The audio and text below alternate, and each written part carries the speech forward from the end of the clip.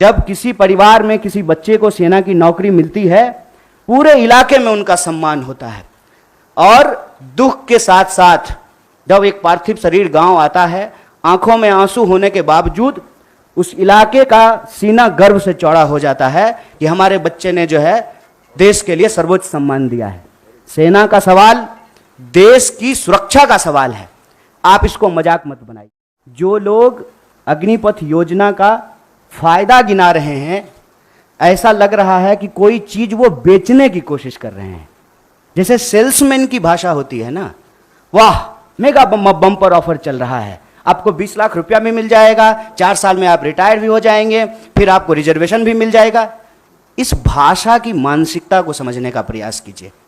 ऐसा लगता है कि रेलवे स्टेशन के बाहर कोई चूहा मारने की दवा बेच रहा हो। साहब, आप मंत्री हैं, आप सबसे पहले देश की जनता को यह बताइए कि इस योजना की जरूरत क्या है।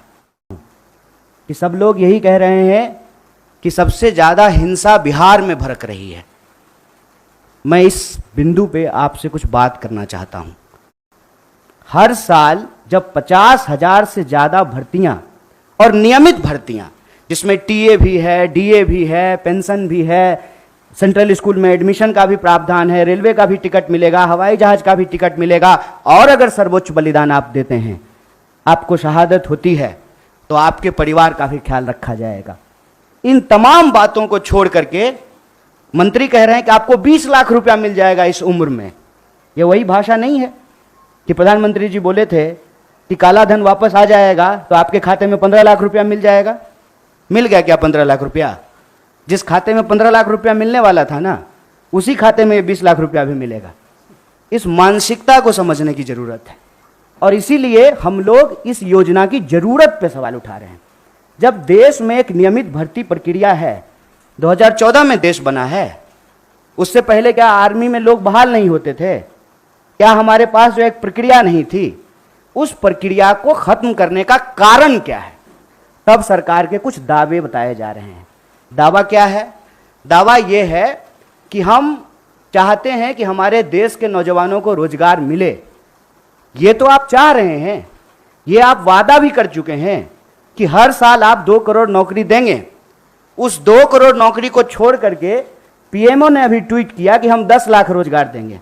साहब, अगर आप रोजगार देने के लिए सीरियस होते, 28 लाख पोस्ट जो हैं वो सिर्फ सेंट्रल गवर्नमेंट में रिक्त पड़ा हुआ है, और आप स्टेट गवर्नमेंट में जाकर के देख लीजिए, भर्तियां नहीं की जा रही है।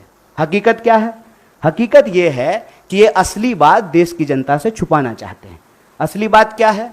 आप सब लोगों को याद है कि जब नोटबंदी की गई तो यह दावा किया गया कि इसके बाद नक्सलवाद समाप्त हो जाएगा, आतंकवाद समाप्त हो जाएगा। कल ही जो है एक सब इंस्पेक्टर की फिर से टारगेटिंग किलिंग की गई है।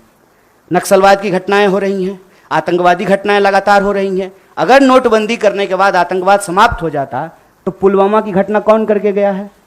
कैसे पुलवामा की घटना हुई है? तो ये दावा करते हैं। जब उस दावे का आप पड़ताल करेंगे तो आपके ऊपर ही आरोप लगाना शुरू कर देंगे। सत्ता में बैठे हुए मोदी जी, आपके ऊपर देश की जनता ने भरोसा किया है। विपक्ष के भड़काने से लोग भड़क जाते, विपक्ष की कही हुई बात लोग मान लेते, तो प्रधानमंत्री मोदी जी होते।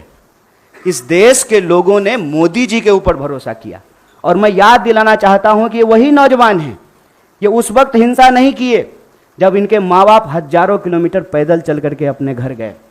ये वही नौजवान हैं, ये तब भी हिंसा नहीं किए जब उनके परिवार को ऑक्सीजन नहीं मिल रहा था और वो तरप तरप करके जान दे रहे थे।